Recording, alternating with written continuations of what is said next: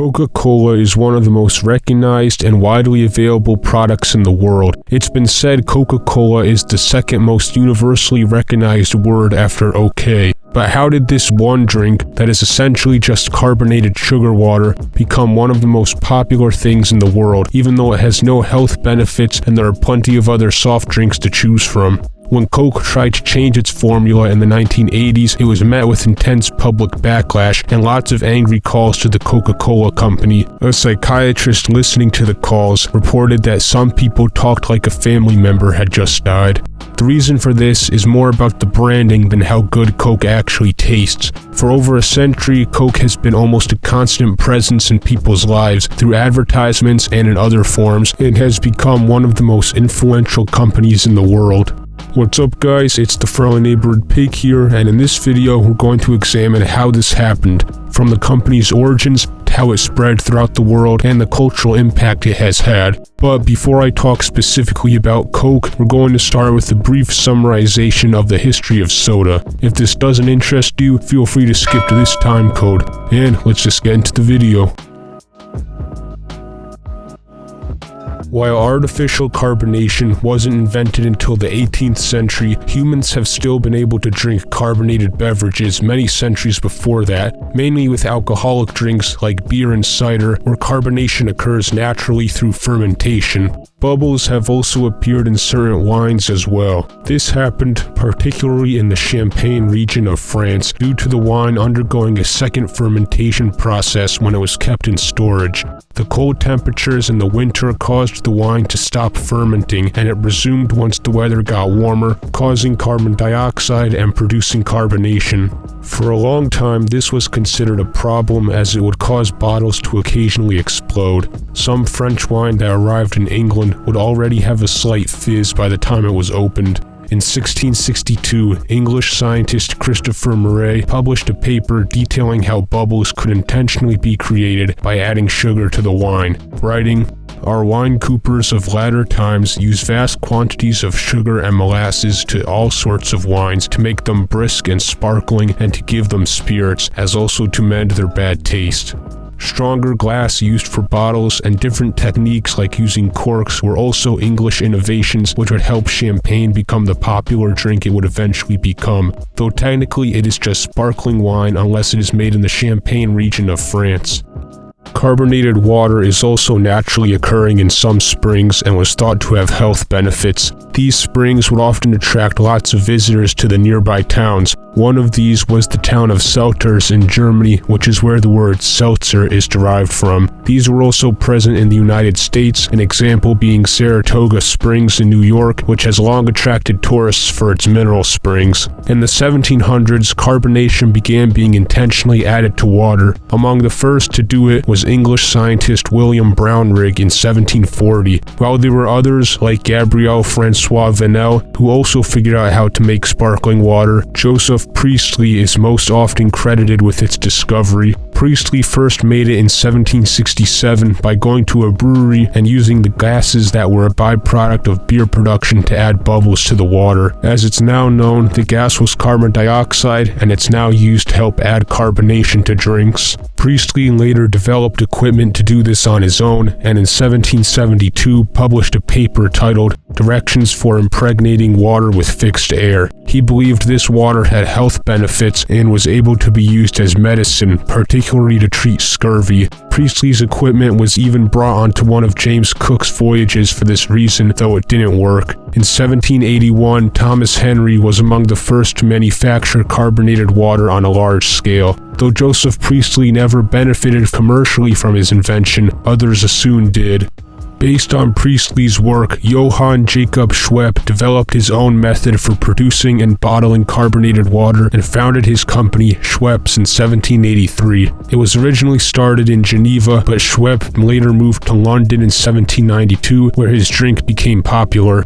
The first known use of the term soda appeared around 1798. Thwaites Soda Water, founded in 1799 in Dublin, was the first company to sell carbonated water under that name. The word soda is derived from different sodium salts which were sometimes added. As the popularity of these drinks grew, more people started making them. In the United States, a professor at Yale, Benjamin Silliman, began selling his own soda water around 1806, becoming one of the first Americans to do so. It was also around this time when flavors began to be added as well. Dr. Philip Singh Psychic, known by some as the father of American surgery, also created some of America's first flavored soda in Philadelphia in 1807. According to executive director at the Philadelphia Society for Preservation of Landmarks, Jonathan Burton, in an interview with CBS News Philadelphia, when he was in Edinburgh, he learned from Dr. Schweppes to treat patients with a gastric disorder with carbonated water, and Dr. Psychic takes his practice back to the States and gives it to his patients for a few years and gets some feedback that it doesn't taste good. To fix this, he added fruit syrup made from cherries to improve the flavor. Up until recently, you'd still be able to purchase this black cherry flavored soda. However, due to Philadelphia's soda tax, it is no longer in production. In 1810, the first U.S. patent for producing artificially carbonated water was given to Simmons and Rundle of Charleston, South Carolina. However, in those days, soda bottles weren't what they are today, and cans didn't exist yet. It was sometimes difficult for the drink to retain carbonation for longer periods of time. Bottled soda did not even start to become widespread in the United States until about 1835. One of the first types of bottles ever used is known as the torpedo bottle due to its shape and was used by Schweppes. There were various other bottle types used, though a lot of soda was instead sold from soda fountains, which the earliest ones allowed carbonated water to be created and dispensed. The first was patented in 1819 by Samuel Feinstock. John Matthews, an Englishman who arrived in America in 1832, helped revolutionize the soda fountain and further popularized it. Matthews' soda fountains were more cost-effective and were manufactured and sold to businesses. This allowed soda drinks to be served almost anywhere, commonly at places like drugstores, pharmacies, candy stores, ice cream shops, and department stores. Syrups would begin to be added for flavor, which allowed a variety of drinks to be made. By the time John Matthews died in 1870, he was known as the Soda Fountain King. While they changed over time, soda fountains remained widespread until the mid-20th century, especially in the United States, where it became popular with the developing youth culture. A 1936 paper by Harold W. Bentley of Columbia University titled Linguistic Concoctions of the Soda Jerker. A soda jerker was someone who operated the fountain, describes British tourists in New York being fascinated with the soda fountains. Quote, "The soda fountain has become an institution in this country like the public school, the movie, or baseball. One may drop into soda fountains in New York City, Chicago, San Francisco, Seattle, Phoenix, or Tuscaloosa, and he will find them all pretty much alike in construction, in personnel, in their lists of servings, in their atmosphere, and in their lingo." In the 19th century, soda water began to change and more flavors were created. For example, ginger ale was invented in 1851 in Ireland, and root beer began being commercially sold in 1876, though it has been around before that. Also in the 1870s, soda served with ice cream was invented. It is generally accepted that this was invented in Philadelphia in 1874. However, there are two others who claim to have come up with it. Regardless, these drinks became popular, especially in the summer. There are a lot of different types, one of the most common being a root beer float, made with root beer and vanilla ice cream. While the majority of soda flavors during this time were mainly from fruit, different more complex flavors were soon created using different types of ingredients. In 1885, a pharmacist, Charles Alderton, invented Dr. Pepper from mixing different flavors together at his drugstore in Waco, Texas. About a year later, on May 8, 1886, the world's first glass of Coca Cola was served at a pharmacy in Atlanta. John Pemberton was born in 1831 in the U.S. state of Georgia. By the time he was 19, he had obtained his medical license and later opened a drugstore in Columbus, Georgia in the 1850s. He fought for the Confederacy during the Civil War and developed a morphine addiction after being wounded in battle. When the war was over, he continued working as a pharmacist and eventually moved to Atlanta in 1870. He began working to find a cure for his morphine dependence and tried to create an alternative. One of these was introduced in 1866 as Globe Flower Cough Syrup. Pemberton was also inspired by the work of French chemist Angelo Mariani, who created a type of wine mixed with cocaine from coca leaves called Vin Mariani. This wine was drunk by many influential people and became popular in the United States, where Pemberton made his own recipe mainly by adding cola nut extract to it. He called his version Pemberton's French wine coca. In 1886, Atlanta was one of the earliest places in the U.S. to ban the sale of alcohol. As a result, Pemberton had to remove the wine from his drink, though the cocaine was able to stay. Looking for a non-alcoholic alternative to sell, the flavoring syrup was eventually added with carbonated water, which became the earliest version of Coca Cola. Pemberton reportedly carried this new drink in a jug to the nearby pharmacies and allowed people to try it. After seeing people liked it, he began selling it as a fountain drink at soda fountains. Because it was non-alcoholic, it was marketed specifically as a temperance drink, as well as having many health benefits. It was referred to as the ideal brain tonic in advertisements that claimed it could be used to help cure different problems such as headaches, mental and physical pain, and fatigue. It was named Coca Cola by Frank Robinson, one of Pemberton's employees. The name comes from the two prominent ingredients, coca from coca leaves and the cola nut, which was the source of caffeine. The red and white colors and logo was also made by Robinson, written in Spencerian script, which was a popular writing style at the time. Coca-Cola began to be advertised in Atlanta with signs and promotions in local newspapers. Coupons for a free drink were also distributed.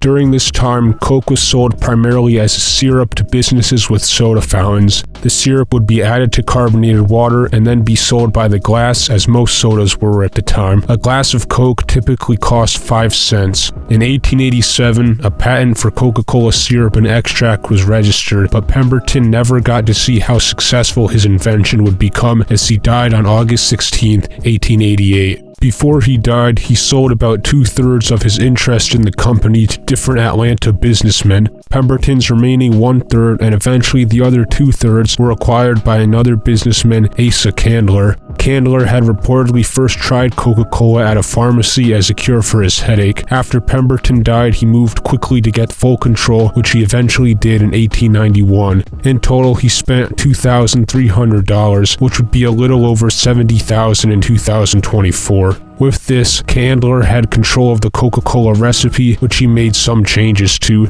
In 1892, the Coca-Cola Company as it exists today was founded.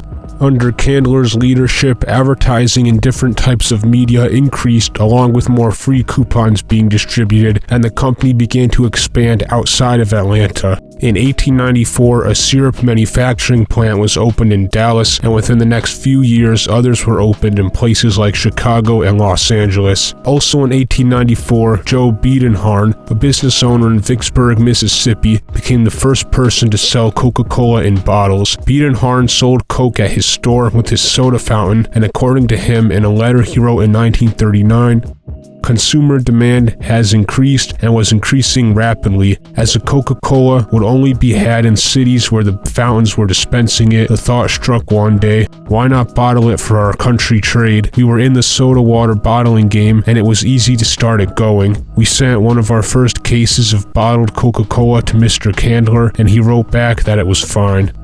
Though these soda bottles were different than the ones most are familiar with today. Again in 1894, a new marketing tactic was first used by having a big red and white Coca-Cola sign painted on the side of a building. According to the company's website, a Coke syrup salesman painted it on the side of a pharmacy that faced a train station in Cartersville, Georgia. Over the next few decades, dozens of signs similar to this would be painted in towns across the United States. The original sign in Cartersville was later restored and is still there today. By the end of the 1890s, Coke had been established as a popular drink, and in 1898, the company moved into their new headquarters at 179 Edgewood Avenue in Atlanta. While it wasn't their first headquarters, it was the first building made exclusively for the Coca-Cola Company. Due to how it was advertised, Coca-Cola was taxed as a medicine when the Spanish-American War began in 1898, despite opposition from Asa Candler and the company. With its popularity came more controversy. Though cocaine was removed as an ingredient in 1903, it still contained caffeine, roughly the same amount that is in a modern-day energy drink. This attracted the attention of the U.S. government that had recently passed the 1906 Pure Food and Drug Act and argued that Coca-Cola was misbranded and the amount of caffeine in it could render the product injurious to health. They were especially concerned about its potential effects on children. In 1909, the U.S. Department of Agriculture, under the direction of Harvey Wiley, seized a shipment of Coca-Cola syrup. This resulted in a lawsuit in 1911 that was eventually dismissed on the grounds that caffeine was a naturally occurring ingredient and not an additive. The decision was appealed and made its way to the Supreme Court, where it was reversed in 1916. Following the Supreme Court's ruling, Coca-Cola voluntarily reduced its caffeine. Though the drink was expanding, it was still primarily sold through soda fountains. In 1899, 281,000 gallons of syrup were reportedly sold. Not realizing the importance of bottled soda, Candler sold the bottling rights for $1 that year to Benjamin Thomas and Joseph Whitehood, and the first Coca-Cola bottling plant opened in Chattanooga, Tennessee. Thomas and Whitehead were then joined by John Lupton, and a second bottling plant opened in Atlanta in 1900. Bottling contracts were given with geographic restrictions and were often independently run and responsible for distributing the drink as well. While there were only 2 Coca-Cola bottlers in 1900, there were over 1,000 by 1920. With Coke now increasingly being sold in more bottles, it made it easier for competing sodas to try and imitate Coke and confuse customers. Though most of these drinks didn't last long since they didn't have enough advertising money, an example of one of the more well-known brands was Coca-Cola, which found success by appearing as similar to Coca-Cola as possible. To counter this, Coke, which already mandated its logo be on all bottles, additionally required a diamond-shaped label to be on them too.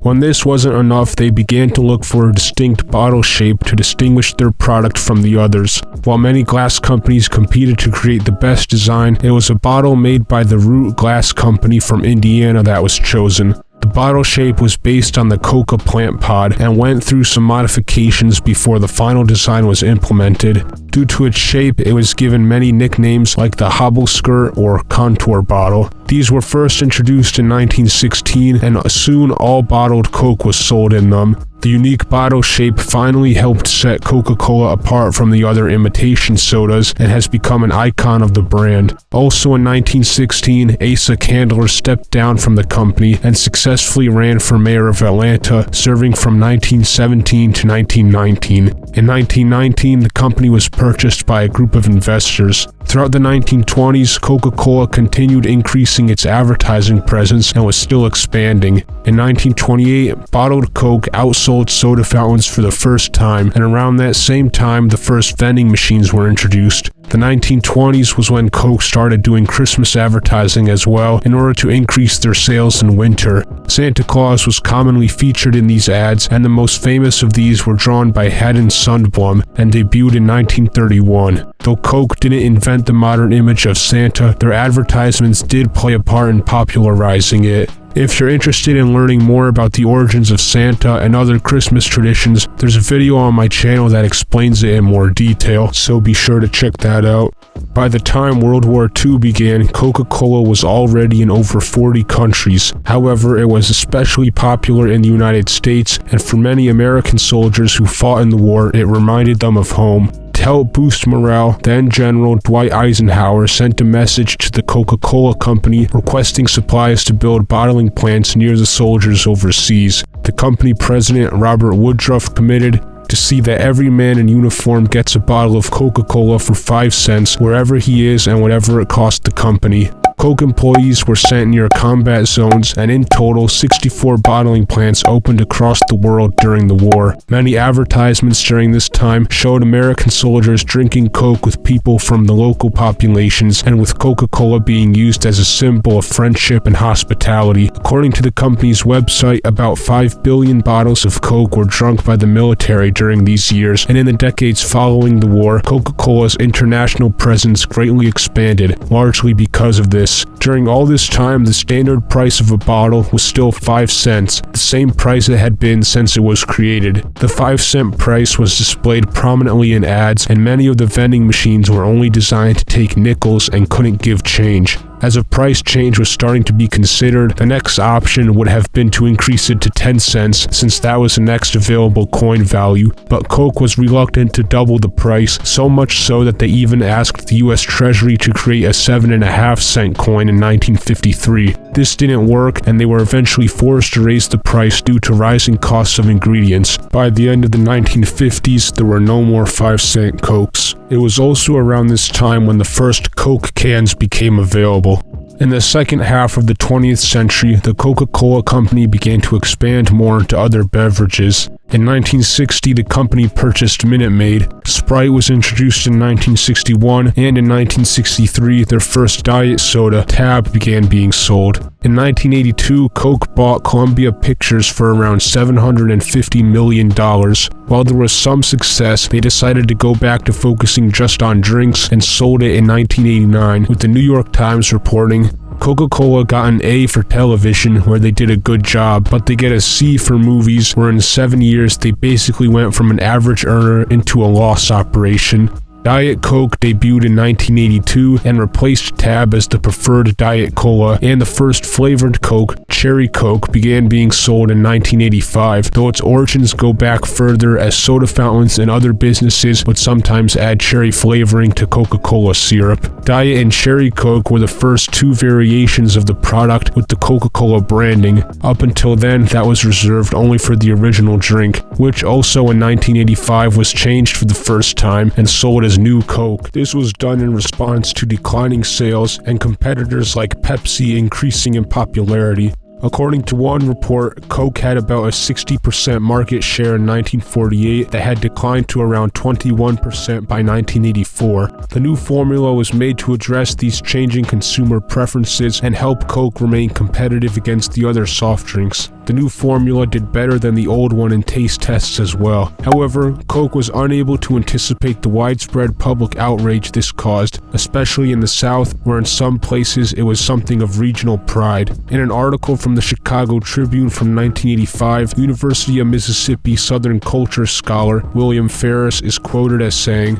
"Changing Coca-Cola is an intrusion on tradition, and a lot of Southerners won't like that regardless of how it tastes." In the time following the announcement, thousands of people wrote the Coca-Cola company demanding the formula not change, and the company offices were getting around 1,500 calls a day on the customer hotline. Various groups formed, like the Society for the Preservation of the Real Thing and Old Cola Drinkers of America. While New Coke was announced in April 1985, it was only in July of that year when Coca-Cola announced their original product was returning, though it would be sold under the name Coca-Cola Classic, and New Coke would continue to be sold as well. These two drinks would also have separate marketing campaigns. Despite all this, Coke finished the year with good sales. Coca-Cola Classic outsold the new formula. Coke also performed well against Pepsi, with the New York Times reporting in October that year, Pepsi drinks increased their market share 4% last summer. Coke drinks increased 9%. New Coke was later rebranded as Coke 2 and eventually discontinued in 2002. The word classic stopped appearing on regular Coke products by the end of the 2000s. Also in the 1980s, Coke, along with many other soft drinks in the US, began replacing sugar with corn syrup in most places since it was more affordable. While New Coke is generally regarded as a failure, it did help people realize how much they like the original Coca-Cola. As the company president at the time of New Coke, Donald Keough, said, "The simple fact is that all of the time and money and skill poured into consumer research on a new Coca-Cola could not measure or reveal the depth and abiding emotional attachment to the original Coca-Cola felt by so many people." Since Coca-Cola was invented and began spreading across the United States, it quickly became a common occurrence in American life, so much so that in 1938, newspaper editor William Allen White described Coke as sublimated essence of all that America stands for, a decent thing, honestly made, universally distributed, consciously improved over the years. Though Coke has had an international presence for the majority of its existence, it was during World War II when it began to really spread further into other countries, largely due to the bottling plants being opened in different parts of the world, as previously mentioned. Nazi press chief Otto Dietrich was quoted as saying, "America never contributed anything to the world but chewing gum and Coca-Cola." Though Coca-Cola was largely seen as a symbol of American culture during this time, it was still mostly accepted by local populations in other countries. Many of them were first introduced to the drink by Americans during the war. However, due to its cultural association with the United States and some places seeing it as American imperialism, it was not always welcomed everywhere. Soviet General Georgy Zhukov was unable to be seen drinking Coke once the war was over, so on his request, a version of the drink was made without any coloring and bottled to resemble vodka so he can drink it without any problems. Communists in France were against Coke expanding into their country after the war and coined the term Coca-Colonization to refer to not just Coca-Cola, but other aspects of American culture that were gaining popularity throughout the world, many seeing this as a threat to their own culture. Some even had a problem with the way it was advertised, since the slogan used, "Buvez Coca-Cola," was grammatically incorrect, though it was done intentionally to avoid using a gender-definitive article. In addition to communists, French wine, juice, and mineral water producers were against Coke as well. However, attempts to ban the drink were unsuccessful. A Time magazine article from 1950 summarized some French people's thoughts on Coca-Cola, saying, "What the French people criticize in Coca-Cola is less the drink itself than the civilization, the style of life of which it is a sign and a symbol. Red delivery trucks and walls covered with signs, placards and advertisements. It is a question of the whole panorama and morale of French civilization." A French newspaper, Le Monde, published an article in 1949 titled Coca-Colonization, which read in part, "The conquerors who attempted to assimilate non-native peoples generally attacked their languages, their schools, their religions. They were wrong. The vulnerable point is the national drink. Wine is the most ancient constant of France. It is prior to religion and language. He survived all the regimes. He united the nation. The rare corners of the country where a particular drink still exists, with local particularity, are those where alcoholism wreaks the most havoc. Wine drinkers are rarely drunkards." Some Americans felt annoyed by attempts to reject the drink in France, and some congressmen even considered raising tariffs on French wine as a result. Eventually, after attempts to ban the drink failed, nothing else was done, and the Coca-Cola company spread throughout France, though even years after it was reported that Coke consumption in France was among the lowest in Western Europe. Richard F. Kussel, an academic at Duke University, summarized this incident in a paper called Coca-Cola and the Cold War, the French Face Americanization, saying, "The Communist Party and beverage interests were able to exploit concern, at least among politicians, officials, and journalists, and to a degree among the public, about American intrusion in French affairs and American challenges to French traditions of consumption and culture." France was not the only country that was initially hostile to the introduction of Coca-Cola. There was opposition mainly from communists in countries like Italy, Austria, and Belgium, and outside of Europe there was speculation into potentially harmful side effects from drinking it. One example being that a rumor was started in the Middle East that the drink contained pig's blood. Throughout the rest of the 20th century, Coke continued to spread throughout the world, but was still seen as a symbol of America and its ideology, mainly by communist countries that did not allow it. Coca-Cola first entered Eastern Europe in 1965 when it began being sold in Bulgaria. Before that, only imitation colas were available, and real Coke was imported from West Germany, though it was primarily sold to Western tourists. While Pepsi had been allowed to be sold in the Soviet Union since around 1973, Coca-Cola was not able to sell there until 1985, and started off only being sold at places that primarily served tourists and other foreign visitors.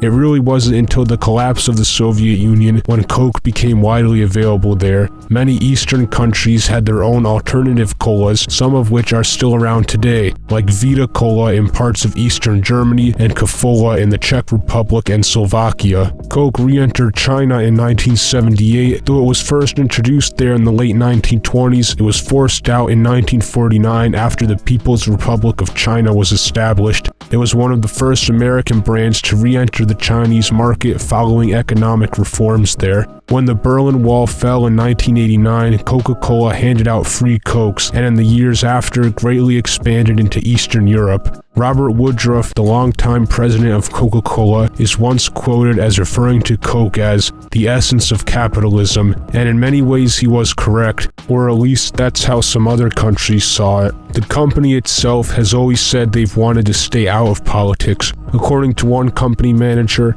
"We've never lost an election because we never run. Our job is simply to provide a moment of pleasure to consumers around the world without concern for the form or type of government under which they live."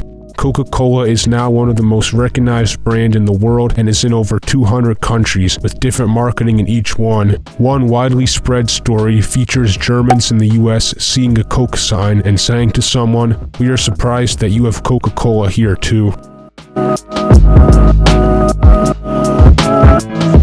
For much of its history, especially since the late 20th century, Coke has been competing with Pepsi in what some have called the Cola Wars. While Coca-Cola outsells Pepsi in most places, the two corporations have other brands that are also in competition. For instance, Sprite is owned by Coca-Cola, while Mountain Dew is owned by Pepsi. Powerade is also a Coke product, and Gatorade is owned by Pepsi. Pepsi also owns food brands like Frito-Lay and Quaker Oats. To begin this section, we will start with a brief summary of the history of the drink Pepsi. Pepsi Cola was invented in 1893 by Caleb Bradham, a pharmacist in New Bern, North Carolina. It was originally called Brad's Drink and was renamed to Pepsi Cola in 1898. Pepsi comes from dyspepsia, another word for indigestion, as the drink was marketed for helping stomach problems, and cola because of its flavoring. One of the company's first slogans was, "Exhilarating, invigorating, aids digestion."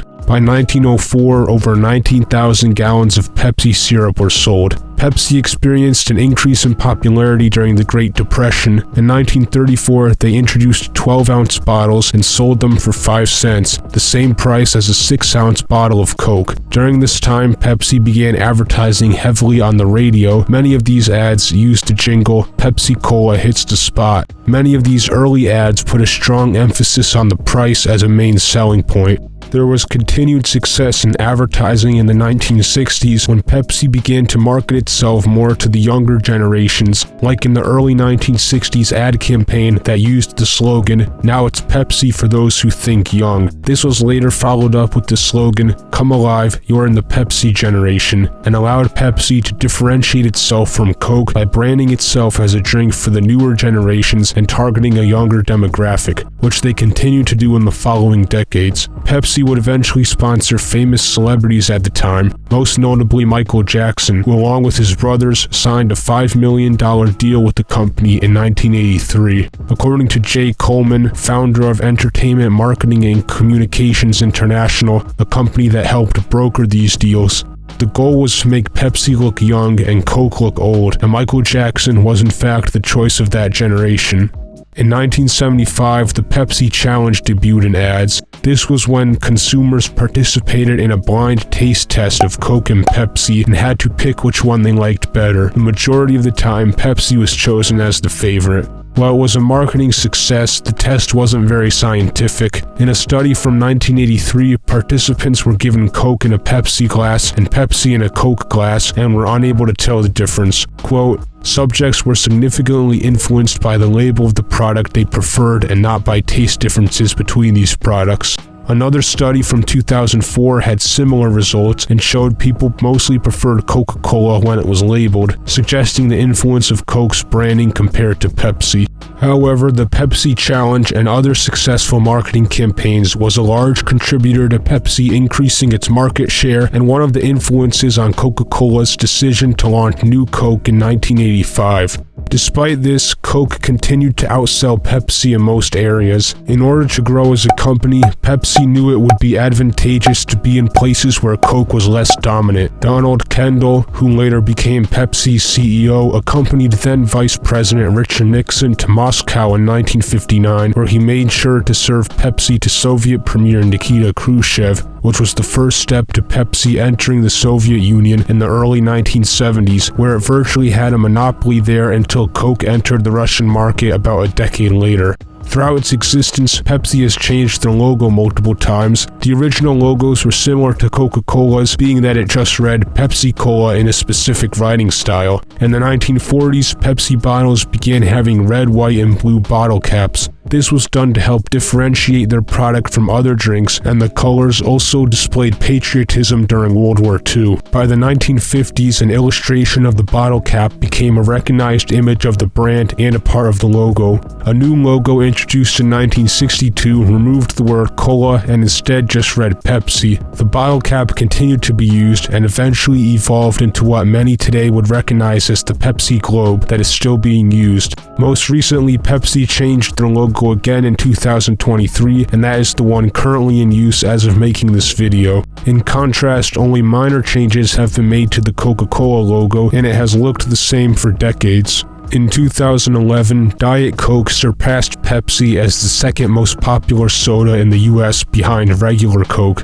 While Coke continues to outsell Pepsi, PepsiCo's food companies like Frito-Lay and other popular brands help the company to remain competitive and potentially surpass Coca-Cola as the highest valued beverage company. Overall, though, soda consumption has been declining in recent years as more people are choosing to try to be healthier. Well, that's going to be it for this video. Hope you guys enjoyed. Be sure to leave a like and subscribe if you did. If you're interested in learning more about this topic, all the sources used will be in the description down below, and I'm also going to shout out the book For God, Country, and Coca-Cola by Mark Pendergrast. It's a good book of a history of the Coca-Cola. If you're interested in learning more about this subject, it is recommended. Also, this video is not sponsored by or endorsed by Coca-Cola in any way, and it's not an endorsement of Coca-Cola at all. It's just a video. So, yeah, I probably didn't have to say that, but I'm just saying it anyway. Anyways, thank you guys for watching. Be sure to leave a like and subscribe, and I will see you guys shortly with another video. This has been the Friendly Neighborhood Pig, signing off.